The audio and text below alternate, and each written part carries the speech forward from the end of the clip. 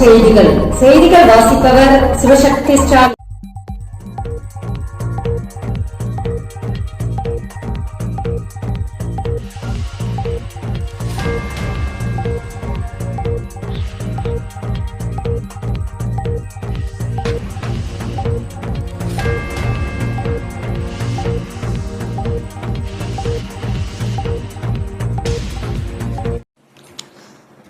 மாற்றுப்பணி ஆசிரியர்களை விடுவிக்க வேண்டும், பள்ளிக்கல்வித்துறை உத்தரவு. மாற்றுப்பணி உத்தரவு பெற்று வேறு பள்ளிகளில் பணியாற்றி வரும் ஆசிரியர்களை உடனே அங்கிருந்து விடுவித்து அவரவர் பள்ளிகளுக்கு அனுப்புமாறு பள்ளிக்கல்வித்துறை உத்தரவிட்டுள்ளது.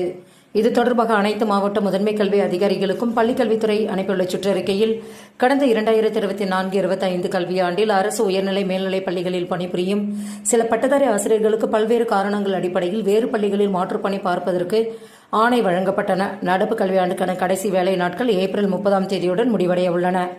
எனவே கடந்த ஆண்டில் மாற்றுப்பணி உத்தரவு மூலம் வேறு பள்ளிகளில் பணியாற்றி வரும் ஆசிரியர்களை அங்கிருந்து உடனடியாக விடுவித்து பள்ளி இறுதி வேலை நாளில் அவரவர் பள்ளியில் சேர நடவடிக்கை எடுக்க வேண்டும் என கேட்டுக்கொள்ளப்பட்டுள்ளன.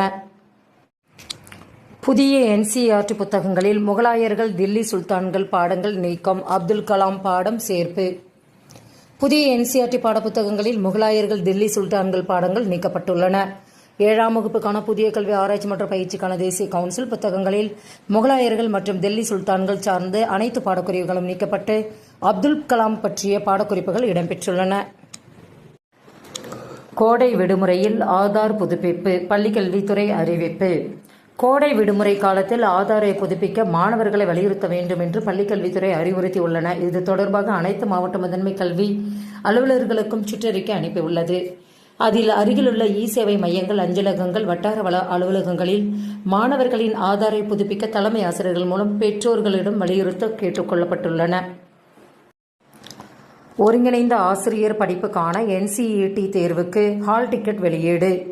ஒருங்கிணைந்த 4 ஆண்டு ஆசிரியர் படிப்புகளுக்கான NCERT நுழைவுத் தேர்வுக்குரிய ஹால் டிக்கெட்டுகளை NTA வெளியிட்டுள்ளது. மேலும் விவரங்களுக்கு www.exams.nta.in என்ற இணையதளத்தை பார்க்கலாம். அங்கன்வாடி ஆசிரியர்களுக்கு முதல் தேதியிலேயே ஊதியம், தொடக்க கல்வித்துறை உத்தரவு. அங்கன்வாடிகளில் பணியாற்றும் தற்காலிக ஆசிரியர்களுக்கு மாதந்தோறும் முதல் தேதியில் ஊதியம் வழங்கப்பட வேண்டும் என்று தொடக்க கல்வித்துறை அறிவுறுத்தி உள்ளன. செய்திகள் நிறைவடைந்தன. வணக்கம்.